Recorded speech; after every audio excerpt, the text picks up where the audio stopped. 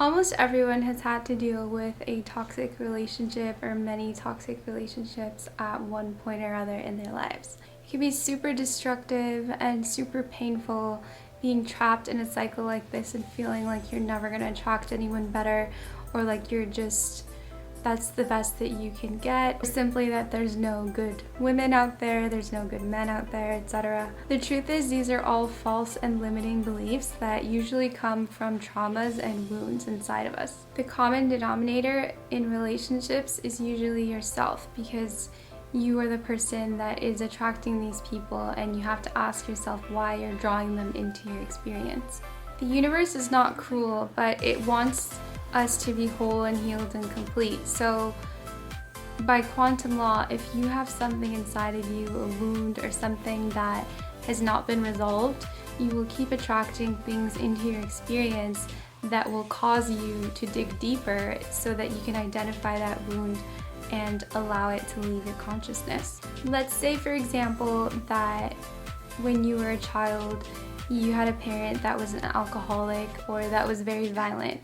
It's very, very likely that you're going to attract partners into your experience that may not be exactly in the same way as what you experience violent, but they will have the same type of behavior that will trigger how you felt when you were young and experiencing those types of things. While you're in a toxic relationship, you might feel completely depleted and debilitated and not understand why something like that is happening to you, and it might feel like the entire world is against you. But once you get out of that situation, you actually will see that it was for your highest good, and that it allowed you to finally excavate and heal things that were deep, buried really deep inside of you. It usually is a good idea to separate and be alone for a while so that you can work on yourself. However, it's not guaranteed that just by breaking up with somebody that you won't end up attracting somebody very similar into your experience. I'm sure if you notice that if you've dated a toxic person, it tends to keep happening in a pattern where it kind of takes you like surprise. You might think you're done with it and you've moved on from this really bad person, you finally let them go, only to attract their spiritual twin avatar right afterwards. The only way to truly break this pattern is to go very, very deep on a quantum level, either through meditation or through yoga or through some sort of something that can cause you to go deep into your psyche and see what it is that is magnetizing these experiences to you. In this world of duality and contrast, everything is still in your highest good, so you don't ever need to feel regretful like you've wasted a lot of years or time with people, because all of that was serving your evolution, it was serving your growth, and you don't see those things until it's in hindsight, or if you really view it objectively. Most of the time you wouldn't have developed the strength that you have if it wasn't for somebody showing you your weakness, or you wouldn't have developed your ambition and drive if it wasn't for you feeling stuck. So good and bad, it's always still for your highest evolution, your highest purpose. But of course, while we're here, we want to minimize pain as much as possible. So it's best to go straight for the wounds and the traumas and uproot them so that we don't have to keep magnetizing negative things into our experiences. Not just relationships, but all types of people and events. It's always inside of you, and as annoying as it is when people say you just have to love yourself and it's all about yourself, sometimes it really doesn't make sense, and it's just, it feels a bit unfair to not feel like you're getting justice, or like people aren't maybe seeing the circumstances of your situation. But the more you actually embrace a sense of healthy self-blame, like healthy self-criticism, the more you just become more powerful and sovereign, and you understand that you are creating everything, so that means you can change it too.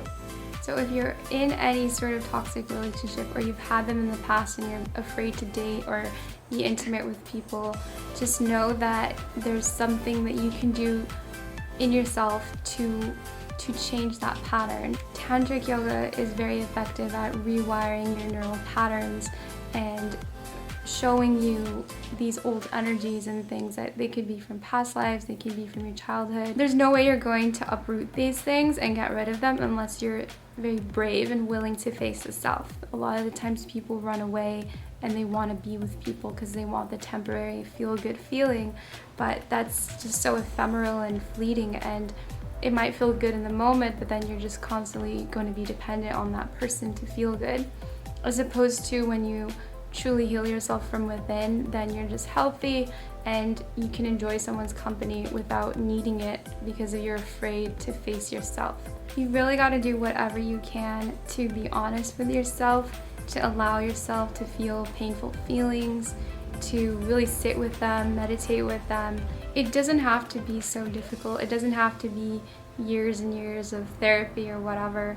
There's so many modalities these days. Some tantric yoga kriyas are so effective that they can transmute years of things within days, really. You can have a deep meditation that it will just reveal that one thing, that one limiting pattern or that one memory, and you'll see your behavior and be able to shift from that. So it doesn't have to be long, it doesn't have to be arduous and difficult. It can really be simple.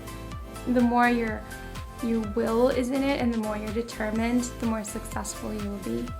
You will attract what you believe you deserve. So if you believe that you're worthy and you're amazing and you deserve people to treat you like a king or like a queen, then you're going to attract that into your experience.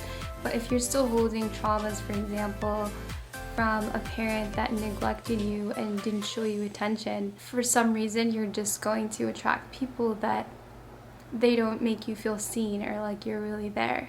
I promise you, I've seen it happen with so many people that I know, and I've seen it with myself.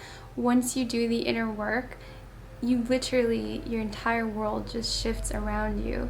You realize that you were projecting everything this whole time. This reality is a dream reality, and we're seemingly seeing all these apparitions and forms, but they're coming from our consciousness and from what our perspective is focusing on. It's very much like the double slit experiment in quantum physics, if you're familiar with it. The observer is influencing the reality. So choose to change your beliefs internally and watch your world change around you, and watch amazing, beautiful relationships and friendships come into your life.